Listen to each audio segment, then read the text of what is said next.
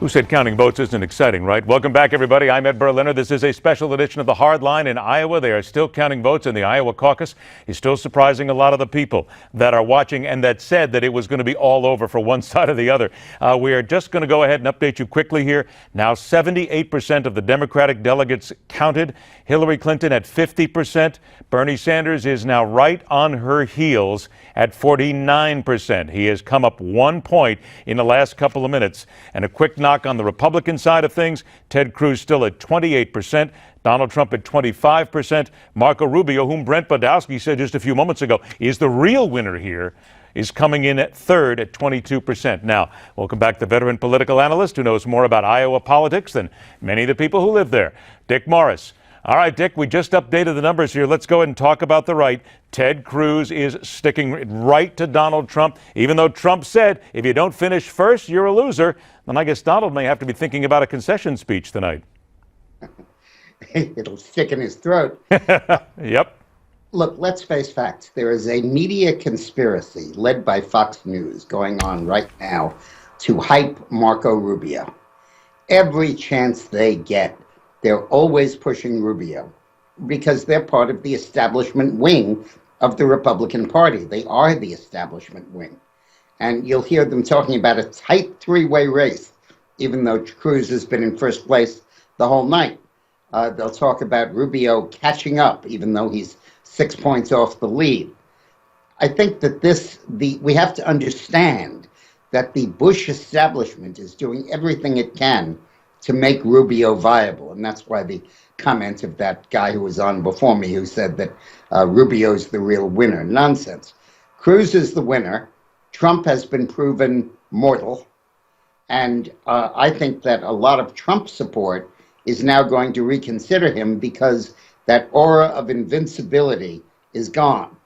I also think on the Democratic side that by the time we finish tonight, Sanders will have edged out Hillary Clinton, which will be an incredible defeat for her. All right, Dick, let me go ahead and play devil's advocate here because let's take on Marco Rubio here. There are people who will look at the early polls, all these various polls, numbers of them, that showed that Marco Rubio was going to be buried by Donald Trump. He was going to be buried by everybody here. So come on, Dick, let's be honest here and let's worry about media conspiracies maybe later on. But this is a guy who has now come within 6 points of the lead. Doesn't he deserve at least a little credit and the people of Iowa? Just a little idea, something about the fact that they put this guy so high? He's not getting buried, Dick. No, he's not. And he was early in the process.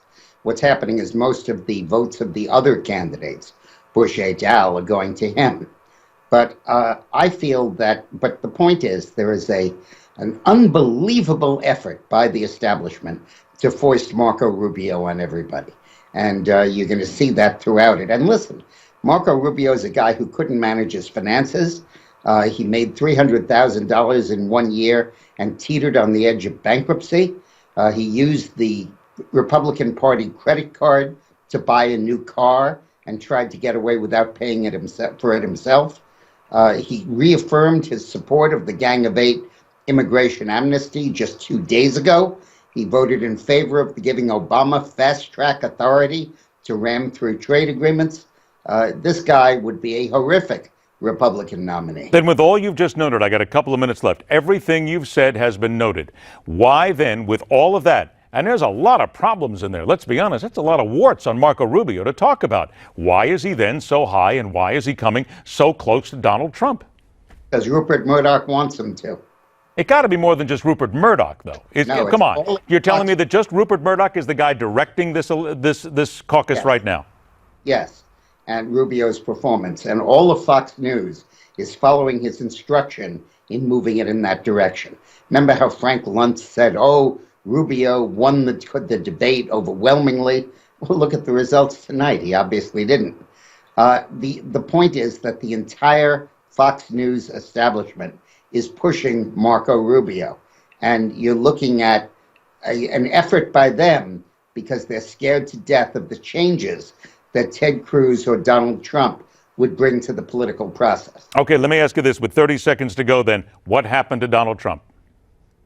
Well, I think that he didn't have a ground game, but mainly I thought that he boycotted that debate. And I said the night of the debate that this was a fatal mistake, and now he's dying because of it.